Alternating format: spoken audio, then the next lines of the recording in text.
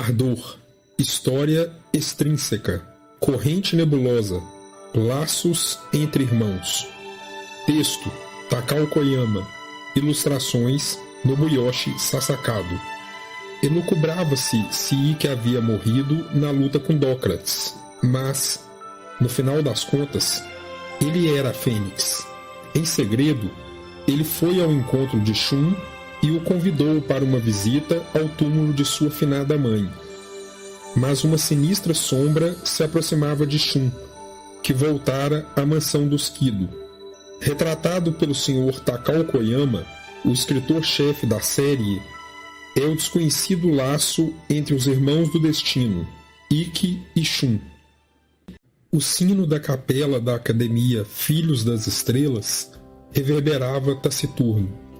Seiya e os demais chamavam esse sino, que ressoava sem falta às 6 da manhã, 6 da tarde e ao meio-dia, de sino da esperança. As badaladas, que pareciam curar os corações feridos das crianças despojadas de laços estreitos com os pais, eram apreciadas por Seiya.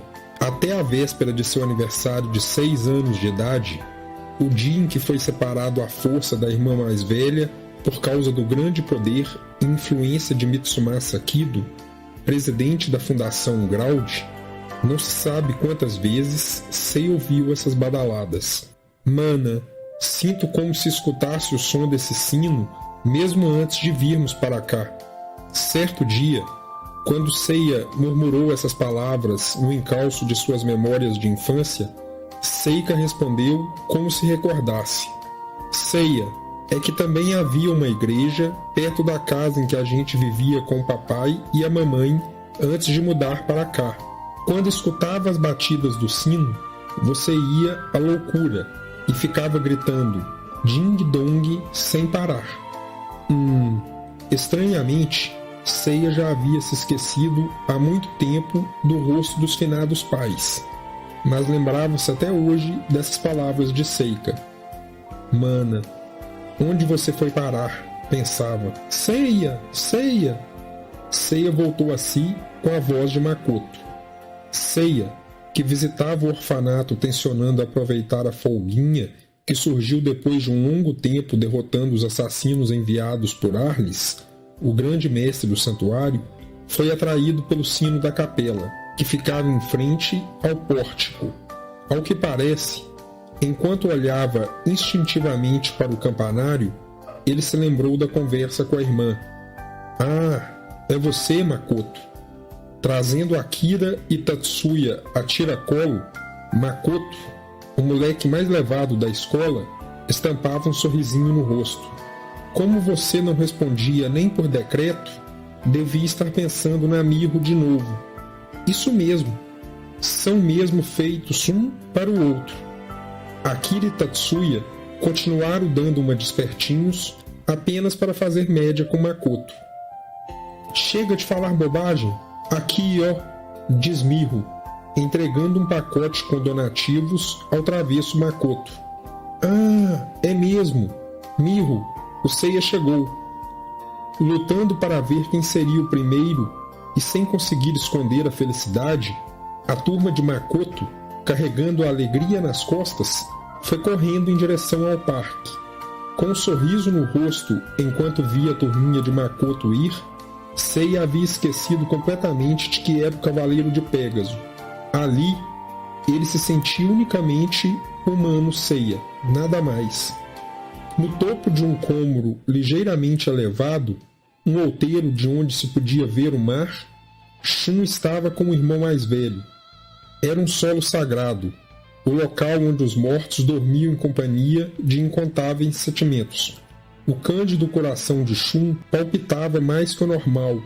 É que, de alguma forma, Ikki, o irmão com quem trocara golpes uma vez, a exemplo de suas estrelas protetoras, havia renascido como a Fênix, e agora, colocando-se ombro a ombro com o irmão mais novo, como um confiável aliado, esse irmão se encontrava diante do túmulo de sua falecida mãe por ele. Para Shun, isso era um sonho. Enquanto pensava que, Nem mesmo antes de o irmão ser enviado à ilha Rainha da Morte em seu lugar, e de ele mesmo ter sido mandado à ilha de Andrômeda, deve ter havido uma coisa assim. Um sentimento ardente foi preenchendo o coração do cavaleiro de Andrômeda. Abruptamente, as lágrimas vão descendo pelas bochechas de Shun, e Ikki não deixa de notá-las. Shun, não chore. Se você chorar por nossa mãe, ela não poderá descansar em paz. Shun balançou fortemente a cabeça em negativa. Não é isso, Ikki. Para mim, poder estar com você desta forma é maravilhoso. A partir de agora, ficaremos sempre juntos, certo? Shun, sou um homem que já ergueu os punhos contra vocês. Irmão. Impassível, Ikki mudou o assunto da conversa. Shun, você não lembra do rosto da nossa mãe, não é? Não. É natural. A mamãe morreu quando você ainda era um bebê. Você se lembra, não é verdade? Sim. Que tipo de rosto ela tinha? Ela se parecia bastante com você. Comigo? Ela não se parecia comigo. Eu que devo me parecer com ela. Algo do tipo. Raramente, um sorriso se alocava nos lábios de Ikki. Irmão, eu acabei fazendo você ir para a Ilha Rainha da Morte no meu lugar. Perdão. O que está feito, está feito. Mas, por minha causa... Shun, de fato, não há como negar que a ilha era um inferno. Se alguém encarasse aquele lugar com uma mentalidade normal, logo acabaria reduzido a um punhado de ossos. Mas, até nos tornar cavaleiros, todos nós, em maior ou menor escala, comemos o pão que o diabo amassou por 6 anos, suportando um dia a dia infernal que não queremos recordar, horrível como mastigar areia. Todos carregam um destino manchado de sangue nas costas.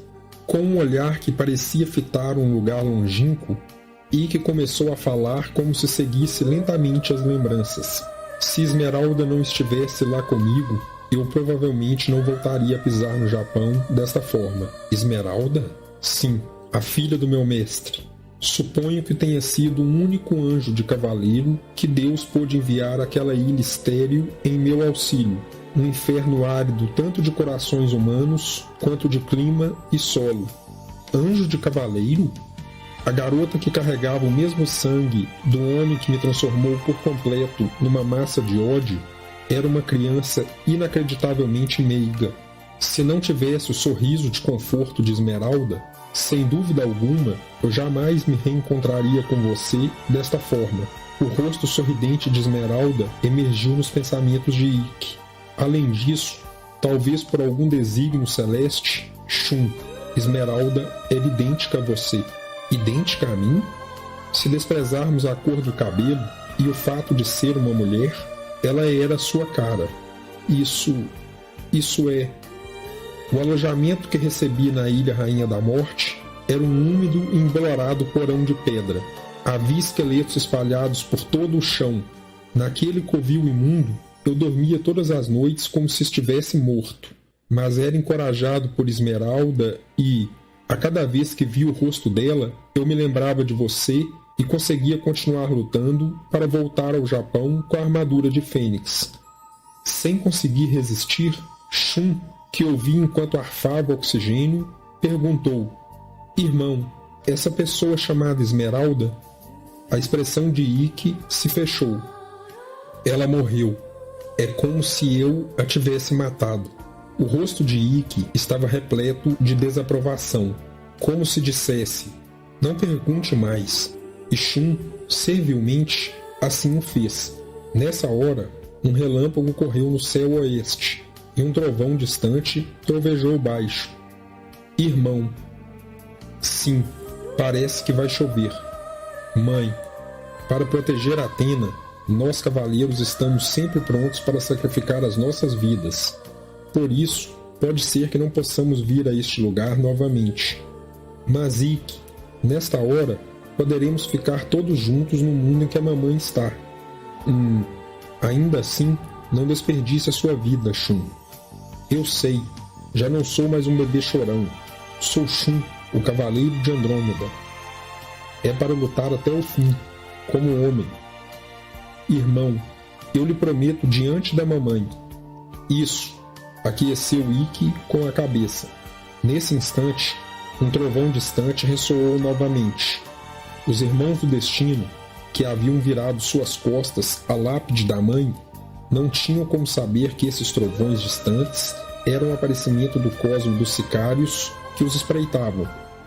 Quando os irmãos desceram o morro e estavam para cruzar a ponte que atravessava o riacho, Shun percebeu algo na superfície da água. Mano, são peixes-arroz. De fato, na margem que Shun apontava enquanto espiava, um cardume de peixes-arroz nadava à vontade. Como se fosse cuspir, Ikki balbuciou. Shun, não gosto de andar em grupo. Quando Shun se virou, de uma hora para outra, Ikki já não estava mais lá. Mano, mano! Como se suprimisse a voz de Shun à procura de Ikki, um trovão ecoou, e uma chuva grossa, que parecia fuzilar o inimigo sob a sua mira, caiu fazendo barulho. O temporal perfurava a superfície da água como uma metralhadora, e o cardume de peixes-arroz, sem perder para Ikki, desapareceu num átimo.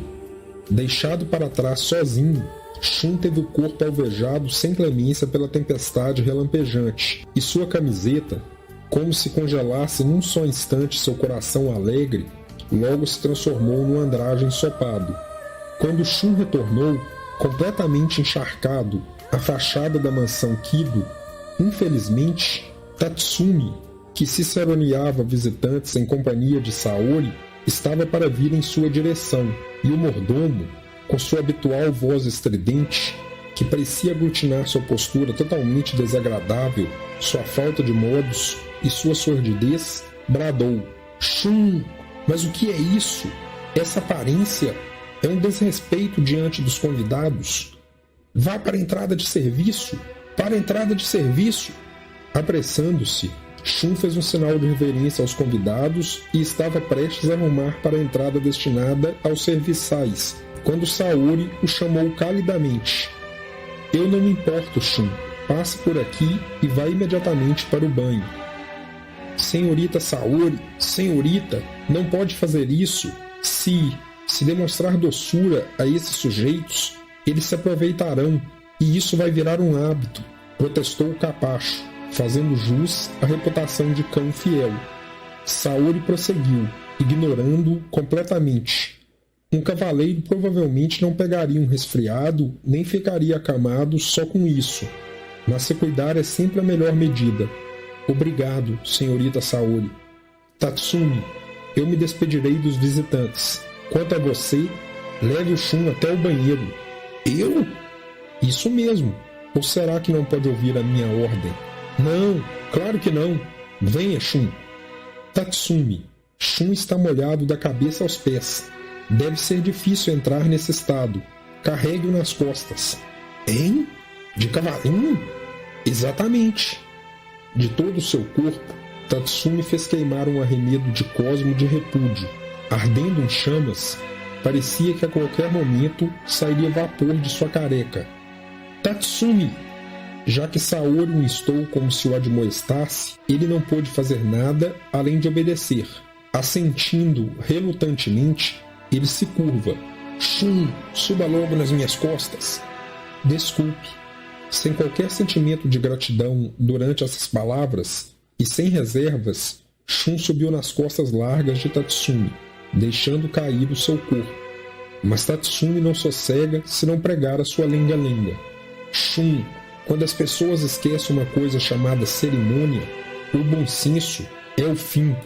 Em sua infinita sabedoria, Deus nos concedeu até as palavras não, obrigado.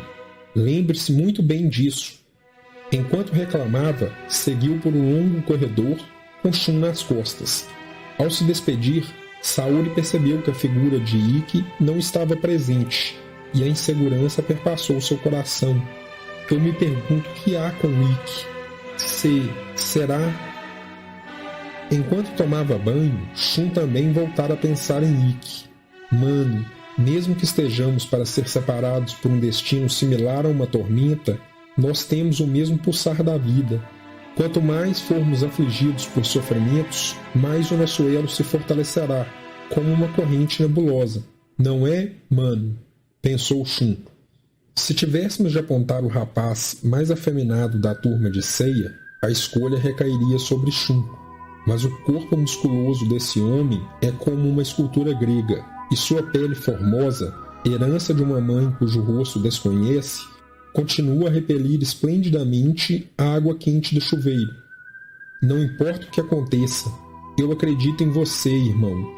Parecendo responder à súplica de Shun, um flash de relâmpago corta o céu, e como se o corpo escultural tivesse se deparado com os raios de um refletor, a bela silhueta vai emergindo na meia-luz crepuscular do banheiro. Recebendo a água quente que jorrava do chuveiro, no coração de Shun, que havia esfriado gradualmente, o calor humano recrudesceu, exortando o belo garoto a ponderar. Irmão, divida seu sofrimento comigo também. Para apagar as memórias ruins, deve haver coisas que até eu sou capaz de fazer. Aparentando esperar impacientemente que Shun, já envolvido num roupão de banho, saísse do lavabo, Saori se dirigiu a ele. Shun, você estava com o Ikki, não é? Num instante, a cor da desilusão passou nos olhos de Shun, que começou a explicar calmamente.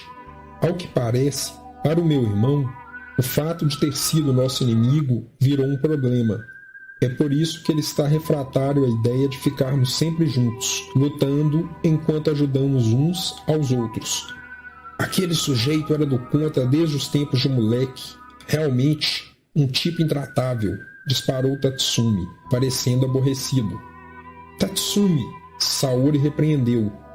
Sim, mas senhorita... Ikki também se tornou nosso confiável aliado. Ele é o Cavaleiro de Fênix, imprescindível para cortarmos pela raiz o mal que corrompe o santuário. Ao decretar isso, os olhos de Saori estavam inundados pelo fulgor da confiança. O sorriso retornou à face de Shun. Senhorita Saori, Shiryu e Yoga saíram? Sim, Shiryu voltou aos 5 picos antigos, e Yoga à Sibéria. Entendo.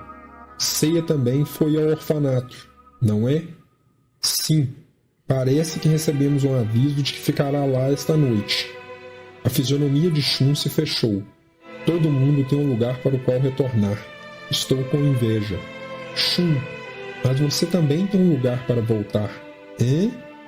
O lugar ao qual você retorna é esta casa. Não há por que ficar constrangido ou se comedir. Considere esta casa o lar em que você nasceu e não hesite em se portar como quiser. Senhorita Saori. O brilho voltou às pupilas de Shun. Nelas, a imagem de Saori era fixamente refletida. Sujeitos de sorte, murmurou um Tatsumi totalmente enraivecido. Nessa noite, mesmo na cama, Shun não caía no sono de jeito algum. Eu me pergunto onde estará o meu irmão agora. Será que ele está dormindo numa cama quentinha?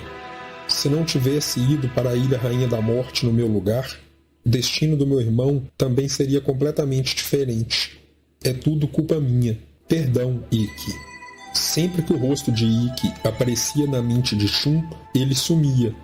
Sem resistir, Shun pula da cama e abre a janela, deparando-se com o céu totalmente estrelado. Oh, mesmo em Tóquio, pode-se ver as estrelas assim? Onde quer que esteja, o meu irmão certamente deve estar contemplando esse espetáculo. Ó estrelas de Andrômeda, aproxime os nossos corações para que algum dia possamos vê-las juntos. Neste momento, sua compleição mudou. Esse cosmo lancinante, à luz das estrelas, inclinou seu corpo para fora da janela e observou rapidamente a área da residência. Ele concentrou todos os seus nervos. Agora que Seiya e os outros não estão aqui, não há ninguém além de mim para proteger a senhorita Saori. Estão apostando no nome do Cavaleiro de Andrômeda. Seus olhos pousaram sobre o telhado do planetário que o finado Mitsumasa amava. No instante seguinte, o corpo de Shun passou pela janela e ele correu de olho na estrutura. Então, respirando profundamente, duvidou dos próprios olhos, pois reconheceu a sombra no alto do planetário. Gotículas de suor brotaram da testa de Shun. Aquela é a armadura de Fênix. Não pode ser. Abandonada à própria sorte, o coração de Shun estava como uma folha tirada para lá e para cá pelo mar revolto. Mas o que é esse cosmo repleto de maldade? Não, parece até uma massa de ódio. Por que o meu irmão? Shun não podia acreditar. O mesmo Ikki, que poucas horas antes havia dito que, se fosse para proteger Athena, sempre daria a própria vida, agora estava queimando um cosmo tão maléfico. Irmão, por favor, pare com essa piada. Mas a sombra em cima do telhado nada diz. Que diabos aconteceu? Um cosmo semelhante a uma punhalada desafiava ainda mais todo o seu corpo. Gradualmente, a respiração de Shun entrara em colapso, mas ele ainda não havia se dado conta disso. O Fênix em cima do telhado levantou a mão direita. Imediatamente, 4 sombras, vindas de um lugar desconhecido, se reuniram e, como pivôs, se postaram em forma de leque diante do combatente protegido pela ave imortal. Impossível! Aquela é a armadura de Andrômeda, até as armaduras de Pégaso, Dragão e Cisne. É isso! Esses sujeitos são os Cavaleiros Negros. O Fênix Negro finalmente quebrou o silêncio. Ha. Shun, parece que finalmente percebeu. Sou o Fênix Negro, o homem que reuniu novamente as armaduras negras em nome do seu irmão. Fênix Negro? A transpiração foi umidificando as mãos de Shun. Isso mesmo, viemos de muito longe para mandar o Ikki, que fracassou em morrer na ilha Rainha da Morte, para o outro mundo. Onde está o Ikki? Lamento, mas se vieram atrás do meu irmão, perderam seu tempo. Ele não está aqui. O quê? Nós nos separamos de dia, durante a trovoada. Se é este o caso, melhor ainda. Sendo você, nós lhe daremos um banho de sangue. Vamos chaciná-lo. Fênix Negro fez outro sinal levantando o braço direito. E, numa fração de segundo, as 4 sombras cortam espaço para encurralar o compassível irmão de Ikki. Shun não estava usando a armadura de Andrômeda. Se pelo menos estivesse com a armadura, a corrente, a rede defensiva da parede de ferro, o orgulho de Andrômeda, reagiria rapidamente e montaria uma formação de batalha que nem mesmo uma formiga pode transpassar. Mas o perigo se aproximava a cada segundo. De repente, as correntes do Andrômeda Negro vieram zunindo pelo ar. Num salto desesperado, Shun conseguiu evitá-las por muito pouco. Com um sorriso jocoso, o Andrômeda Negro declara: Dragão Negro, Cisne Negro, Pégaso Negro, permitam que eu me encarregue do Shun. Dragão Negro e os demais aquecem com o movimento de cabeça e se afastam. Depois de encurralar Shun em seu raio de ação, o Cavaleiro Negro bradou com arrogância: Shun, vista sua armadura e venha.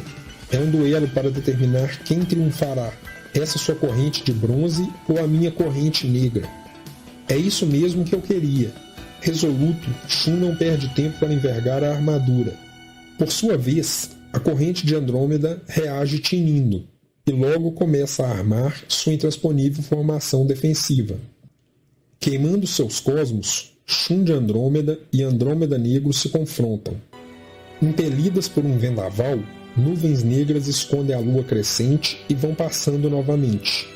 Banhando-se na luz que escapava das fendas entre as nuvens, as correntes dos dois deflagraram seu esplendor faiscante. Subitamente, a corrente de Shun passou a mimetizar a forma da nebulosa de Andrômeda.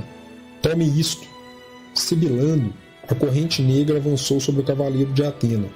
Reagindo instantaneamente, a corrente de Shun também alçou o voo. Como 2 najas com pescoços arqueados, as correntes do bem e do mal colidem no espaço entre os rivais e, soltando faíscas, são arremessadas de volta, um equilíbrio perfeito. Só podia ser a grande corrente de Shun de Andrômeda. Mas o que fará contra isto? Andrômeda Negro se põe em guarda numa distância satisfatória e, no instante seguinte, corrente nebulosa negra! Cortando o ar, as malignas correntes transformaram-se, uma a uma, em serpentes e foram investindo contra Shun. Uá! Até mesmo a nebulosa de Andrômeda foi pega desprevenida.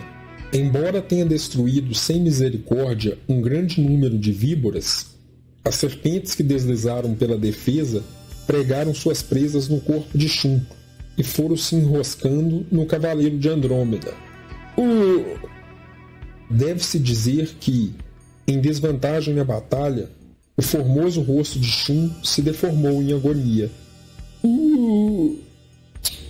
Brincadeira de criança, mas não se pode esperar outra coisa do irmão mais novo de Ikki, que traiu o mestre Arlis. Como é? Bem que falam que irmão de covarde, covarde é. Não ligo que fale de mim, mas falar do meu irmão é imperdoável. A fúria incendiou o cosmo interior de Shun. O meu irmão é o meu orgulho. A cosmoenergia foi se elevando mais e mais. O quê? Ignorando o ataque do Andrômeda Negro, o cosmo emanado de todo o corpo de Shun mandou todas as víboras pelos ares de uma só vez. As cobras, que caíram em pedaços, voltaram à forma original. Maldito! A soberba do Andrômeda Negro se tornou rancor, e não passou despercebido a Shun que, de sua fronte, vertia o segundo filete de suor. Andrômeda Negro, vou lhe mostrar o verdadeiro poder da minha corrente e a sua derrota. É o seu castigo por me deixar realmente irritado. O que está dizendo? Ainda não compreendeu o terror da corrente negra? A corrente negra foi desfechada. Shun reagiu sem perder tempo. Corrente nebulosa! A corrente, o orgulho de Andrômeda, foi lançada.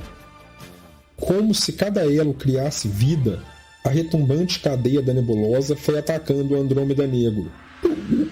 Tendo cada centímetro do corpo fortemente alvejado pela corrente nebulosa, o perverso Andrômeda Negro desapareceu, deixando para trás um grito de pavor.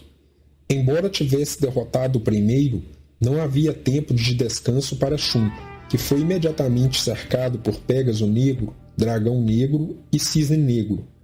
Irmão, lutarei como homem até o fim. Mas ele estava em menor número. Ainda que a corrente nebulosa voasse por todas as direções, com o Pégaso Negro disparando seu meteoro negro, o Cisne Negro desferindo sua nevasca negra e com o Dragão Negro desfechando o Dragão Ascendente Negro, seguidamente, Shun foi vítima de um linchamento. O tétrico grupo deu prosseguimento à tortura, reduzindo o Cavaleiro de Andrômeda a uma situação desesperadora, de vida ou morte. Contando vantagem, o odioso Fênix Negro proclama: Shun, você perdeu. É melhor cair no inferno obedientemente. Não vou perder. Sou o único irmão de Ikki de Fênix. Instigando o corpo ferido, Shun levantou a guarda, reassumindo a postura de luta, mas já não era inimigo para eles. Como um saco de pancadas, acabou recebendo os ataques inclementes do Pégaso Negro e do resto da Shoulder. Os olhos de Shun estavam vazios. Agarrando o ar com as mãos, ele tombou de cara no chão. Pégaso Negro, aplique o golpe de misericórdia. Anuindo a ordem do Fênix Negro, a maldosa contraparte de Seiya se preparou para atirar o meteoro negro. Contudo, nessa hora, da mesma forma que uma shuriken, uma pluma cortou o ar, tocando seu rosto tenuemente. Quem é? Vociferou o Pégaso Negro. A lua foi coberta por nuvens negras, e as trevas tornaram-se ainda mais densas. Em meio à escuridão, a voz de Ikki de Fênix ecoou. Armaduras negras são patéticas. Como se atrevem a incomodar o meu irmão? Vou lhes devolver em dobro tudo o que fizeram. Trajando a armadura de Fênix, Ikki apareceu galantemente, dissipando a escuridão. Irmão, eu sabia que você voltaria para mim. Shun, já está tudo bem. Do topo do telhado, o Fênix Negro esbravejou. Ikki, seu traidor, Estávamos esperando você dar as caras. Seguindo a ordem do mestre Arles, purgaremos você. Entregue-se servilmente e embarque para o outro mundo. Ikki olha para cima, fitando o Fênix Negro. Ora, mas não é o Rita Roa? O semblante do Fênix Negro mudou subitamente. Enquanto conferia também os rostos do Pégaso Negro e dos demais, como se estivesse surpreso, Ikki foi chamando-os pelos nomes, um a um. Você é o Kenuma? Você é o Jidô? E você é o Shinadekuro, não? Tendo seus nomes chamados, Pégaso Negro e os demais olharam para o chão, parecendo envergonhados. Na época em que reuni as armaduras negras, vocês eram a escumalha da Ilha Rainha da Morte, uns pobres diabos. Rita Roa. Ah, é?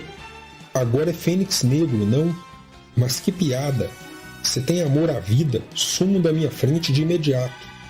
Mas o altivo Fênix Negro também não perde a oportunidade de contar vantagem.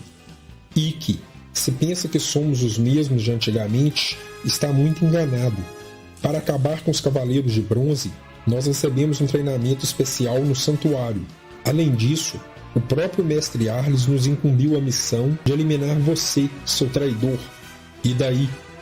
Se derrotarmos vocês, receberemos permissão para realizar formalmente o treinamento de cavaleiro na Ilha Rainha da Morte. É a nossa primeira e última chance, e vamos agarrá-la com unhas e dentes. Peguem-no, ordenou a Pégaso Negro e aos demais. Mas o mundo dos cavaleiros não é o lugar em que homens que demonstraram fraqueza uma vez são aceitos. Tanto o Pégaso Negro, chamado de Kenuma, quanto o Cisne Negro, chamado de Jidô, e o Dragão Negro, chamado de Shinadekuro, eram impotentes contra Ikki. Ave Fênix! Com um dos golpes selvagens de Ikki, o trio é pateticamente mandado pelos ares.